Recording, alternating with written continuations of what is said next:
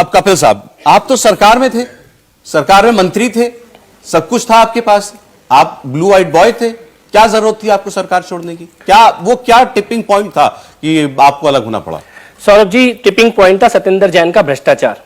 और मैं आज संतोष के साथ और गर्व के साथ यह बात कह सकता हूं कि ऑन रिकॉर्ड मैंने ये बात बोली थी आज से 6 साल पहले, मई 2017 में, कि सत्येंद्र जैन, मनीष सिसोदिया, अरविंद केजरीवाल तीनों जेल जाएंगे और 6 साल के अंदर उनमें से 2 लोग आज तिहाड़ जेल के अंदर बैठे हुए हैं।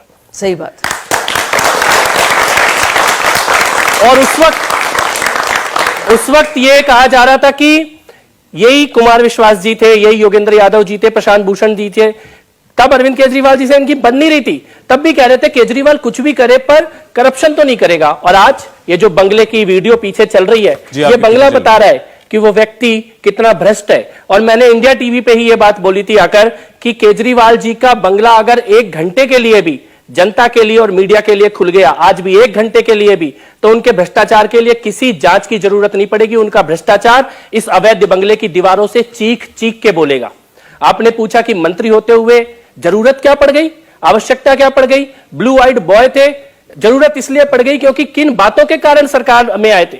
हमारे को तो यह बोला गया था भ्रष्टाचार नहीं करना, जनता से पूछ के काम करने हैं। और जब अंदर यह देखा कि मंत्री की बेटी को मंत्री के दफ्तर में अपॉइंट किया जा रहा है, सत्येंद्र जैन जी की सगी बेटी को उन्हीं के दफ्तर में अपॉइंट कर दिया गया था, तब मैंने पार्टी के अंदर आवाज उठाई। और मैं गर्व के साथ यह कह सकता हूं कि जब बिन्नी जी ने आवाज उठाई तब बेशक हम लोगों को समझ नहीं आ रहा था, शाहजहां जी ने आवाज उठाई तो मेरे को भी लगता था कि दूर से देखने में कि क्या पता इनके मन में कोई कंफ्यूजन हो, बाकी लोग कुछ गड़बड़ कर रहे हो। लेकिन सामने से जब देखा, सत्येंद्र जैन की अपनी बेटी को बनाया जा रहा था, पैसों का लेन देन, हवाला, 3 या 4 मामले उठाए थे सौरभ जी। अगर उनका जवाब आज तक देश की जनता को नहीं मिला कि आपके लोगों ने विदेशों में कौन कौन से देशों की यात्रा की, अपने पासपोर्ट के डिटेल पब्लिक कर दीजिए। उस वक्त जो बोला था वो बताइए। उसी वक्त के मुद्दे मैं बता रहा हूं, मैंने 4 या 5 मुद्दे उठाए थे। सबसे पहला मुद्दा था सत्येंद्र जैन के भ्रष्टाचार का, हवाला के मामले में। आज सत्येंद्र जैन हवाला के मामले में जेल में, और हाईकोर्ट की टिप्पणी है कि वो हवाला के ऑपरेटर के तौर पर काम करते हुए दिखाई दे रहे हैं।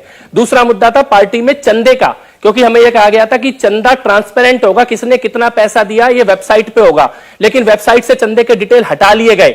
हाँ, ये कब हटा वेबसाइट से? वो तो पहले तो मैं आपको बताता हूं उसकी तारीख, 5 अप्रैल 2014 रात को 12 बजे आम आदमी पार्टी के खाते में शेल कंपनियों से, नकली कंपनियों से 2 करोड़ रुपए आए, जिसकी जांच शुरू हुई। 5 अप्रैल 2014 की डेट है। 4 कंपनियां, चारों कंपनियों के नाम हवाला मिडनाइट, उसके बाकायदा चेक दिखाए थे, आपको याद होगा, मैंने बाकायदा चेक दिखाए थे। ये शेल कंपनियों से, जो शेल कंपनियां यानी खोखा कंपनीज जिन्होंने कभी ट्रांजैक्शन नहीं किया, उन्होंने कैसे 50-50 लाख रुपए यानी कि 2 करोड़ रुपए क्यों दिए हैं केजरीवाल जी को? वो पैसे कहां से आए, किसके पैसे हैं, किसी को नहीं पता था। और तीसरा ये हवाला का मुद्दा, सत्येंद्र जैन का मुद्दा, विदेशी यात्राओं का मुद्दा। संजय सिंह और आशुतोष रशिया क्यों गए थे? दुर्गेश जर्मनी में 1 महीने रह के क्यों आए थे? राघव चड्ढा कनाडा क्या करने के लिए गए थे? आम आदमी पार्टी के नेताओं की खास तौर पे खालिस्तान के अड्डों वाले जगहों पर क्यों यात्रा हुई, कितने दिन हुई, वहां किसके साथ रुके, ये सवाल मैंने उठाए थे। और आज ये सारी चीजें जनता के सामने आ रही हैं।